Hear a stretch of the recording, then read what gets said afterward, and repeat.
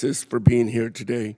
The 2025 National Security Strategy states, President Trump is building alliances and strengthening partnerships in the Indo-Pacific that will be the bedrock of security and prosperity long into the future. Mr. No, do you think the constant barrage of on-again, off-again tariffs coming from this administration are helping to strengthen partnerships in the Indo-Pacific? A simple yes or no. Congressman, I can speak from personal experience. We have and continue to maintain the strongest relationships with all our allies and partners throughout the region. Simple yes or no. What was your question? Do you think the constant barrage of on-again, off-again tariffs coming from this administration are helping to strengthen partnerships in the Indo-Pacific? A simple yes or no. Congressman, I'll say from personal... It's okay. I'll move on. Over the last year or so, our soft power has diminished significantly, and a big part of that is due to the gutting of USAID under DOGE. While Congress worked to restore some of this funding, most programs did not come back to previous levels. This includes programs in several Southeast Asian countries.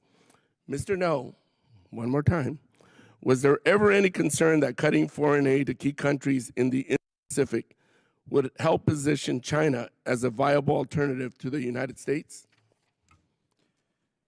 Congressman, State Department is in the lead on issues of foreign aid, so I would refer your question to the State Department. Thank you. We have a massive foreign military sales FMS issue, which is being worsened by the war of choice in Iran. One stark example are the 66 F-16s Taiwan purchased back in 2019. Delivery was supposed to begin in 2023, but just recently the first two aircraft were formally accepted. But these are not in Taiwan and not available to be used in conflict yet. Admiral Paparo, how important is it that capabilities purchased through FMS be delivered on schedule? And do you think Taiwan would benefit by having these F-16s now? Congressman, there are problems in our FMS programs.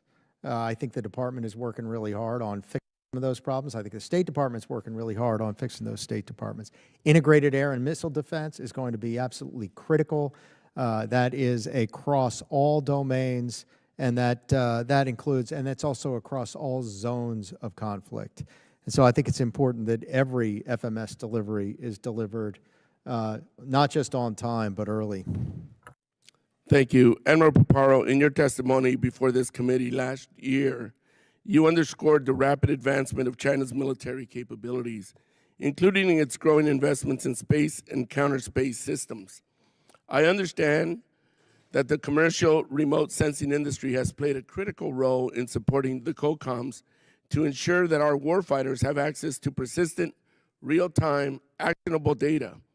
However, the department's budget, once again, does not reflect that important partnership.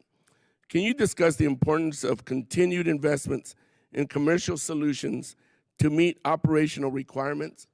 And how could expanded access improve domain awareness in your AOR?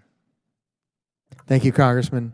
The persistent commercial capability so greatly augments our unique and exquisite on-orbit capability.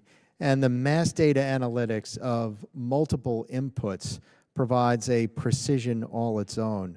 I think it adds resiliency, it adds to the constancy of the picture, getting us closer to a stare than a blink. And we're working with a number of commercial companies in order to bring those on board, and we continue to advocate for those investments.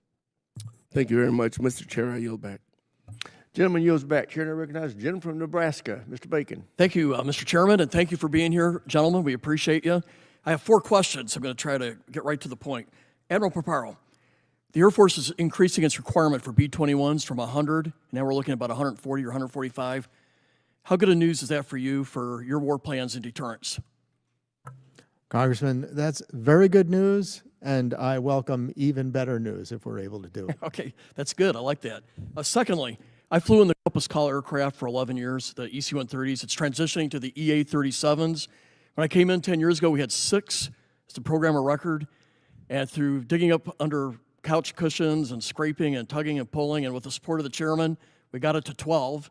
And I think we got 3 more in the upcoming budget. Now, I understand the requirement from PACOM is 22. So can you talk about the importance of the EA-37? Because I'm blessed to have a good committee that supports this, but I'd like to know how important it is to you.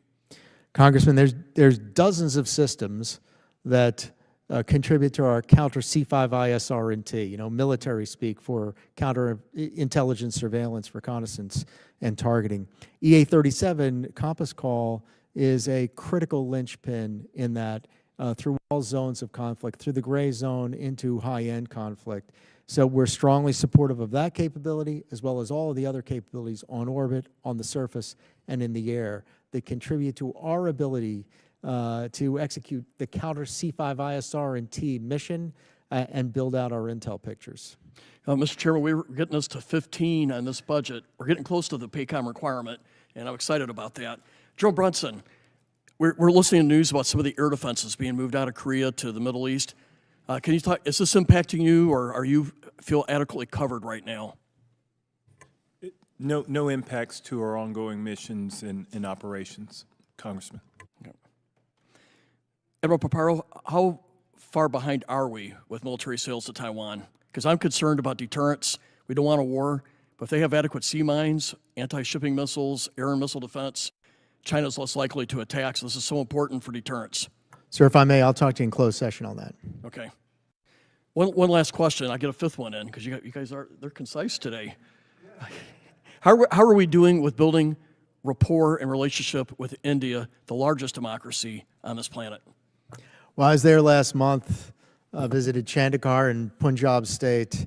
I was in Delhi and in Bangalore as well. And it is a really key emphasis. The mill-to-mill relationship particularly is on an upward trajectory. The mean of the relationship between the United States is on a upward trajectory. It is one of my most visited partners. It is one of my most communicated with mill-to-mill partners in General Neil Chauhan, and it is absolutely a priority. Yeah, this is a game-changing trend that we can build on. Okay, one more question, something I asked your predecessor 4 or 5 years ago. If you go to Europe, it's a lot of multilateral relationships, NATO. But if you go to the Pacific theater, it's a lot of bilateral relationships with Hawaii sort of in the middle of the hub. Would we be better served if we tried to foster more multilateral, where Japan's got relationships with Australia, and you got, would it be stronger, or is it we're just too early for that yet? Well, Congressman, I think we're in the